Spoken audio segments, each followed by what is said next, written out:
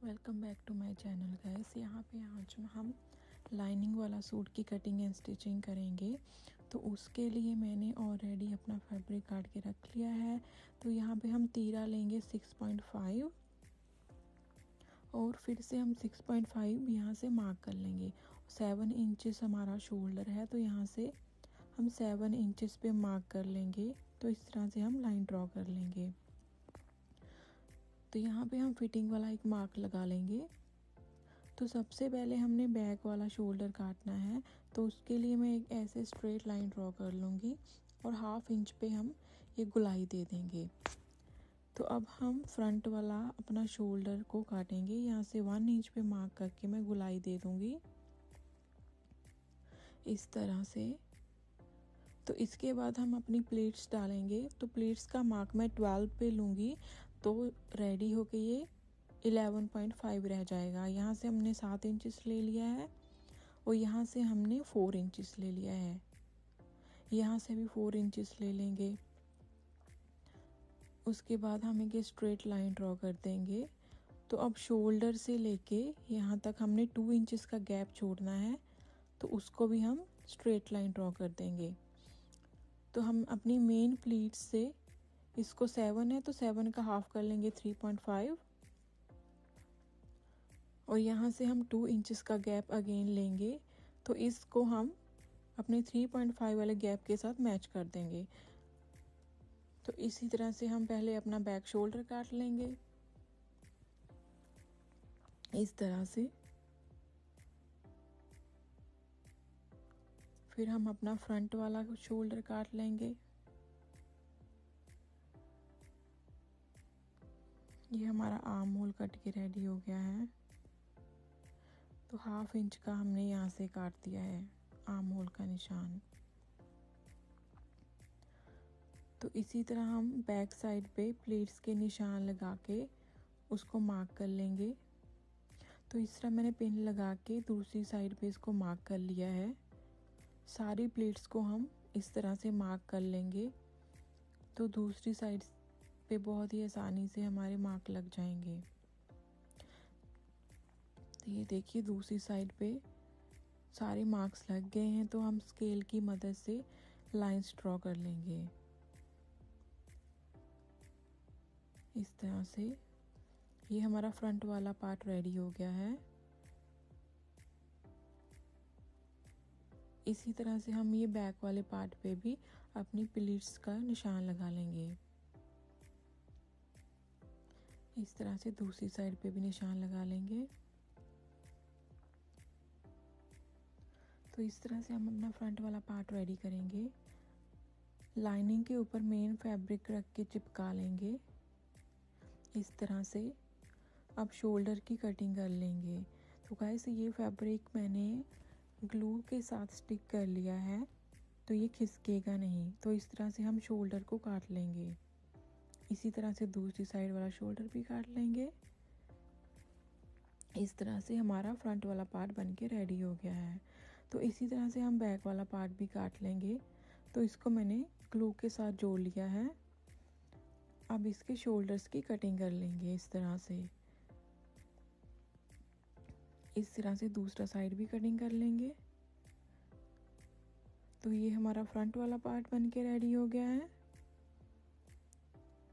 और ये बैक वाला पार्ट बन के रेडी हो गया है। तो ये हमारी स्लीव्स मैंने पहले बना के रखी है। ये अब हम स्टिचिंग करना स्टार्ट करते हैं। तो ये नेक मैंने पहले से बना के रखा हुआ है। उसकी सूट की राइट साइड एंड नेक की राइट साइड को फेस करके ऐसे फ्रंट में हम एक स्टिच लगा लेंगे, तो ये खिसकेगा नहीं। तो इस तरह से हम अपना नेक जोड़ लेंगे इस तरह से।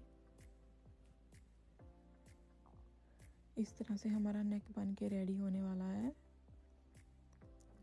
तो नेक जोड़ने के बाद हम अपनी प्लेट्स बनाना स्टार्ट करेंगे। तो हमने अभी नेक की कटिंग नहीं करनी है। हमने सभी अपनी प्लेट्स इस तरह से रेडी कर लेनी है। इस तरह से हम अपनी सारी प्लेट्स को रेडी कर लेंगे।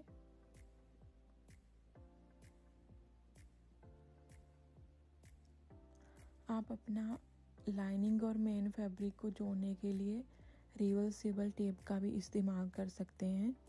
अगर आपके पास टेप नहीं भी है तो आप सबसे पहले साइड्स पे हम उसको स्टिचेस लगा के अपना मेन फैब्रिक को लाइनिंग के साथ जोड़ लेंगे। इस तरह से हमारी सारी प्लेट्स ऑलमोस्ट बन के रेडी होने वाली है। इस तरह से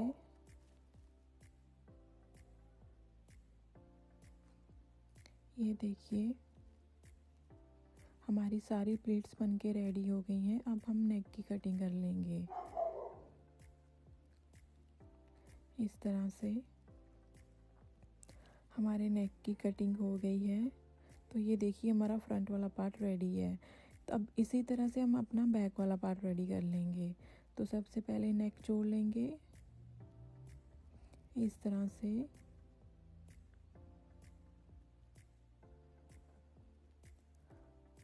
तो हमारा नेक रेडी हो गया है। अभी हम नेक की कटिंग नहीं करेंगे, सबसे पहले प्लेट्स डालेंगे। तो एक प्लेट डल के रेडी हो गई है। इसी तरह से हम दूसरी प्लेट भी रेडी कर लेंगे। तो अब हम अपने नेक की कटिंग कर लेंगे इस तरह से। तो हमारा बैक वाला पार्ट भी रेडी हो गया है। अब हम बैक वाला पार्ट और फ्रंट वाला पार्ट के शोल्डर्स को जोड़ लेंगे इस तरह से। इसी तरह से दूसरी साइड वाला शोल्डर भी अटैच कर लेंगे।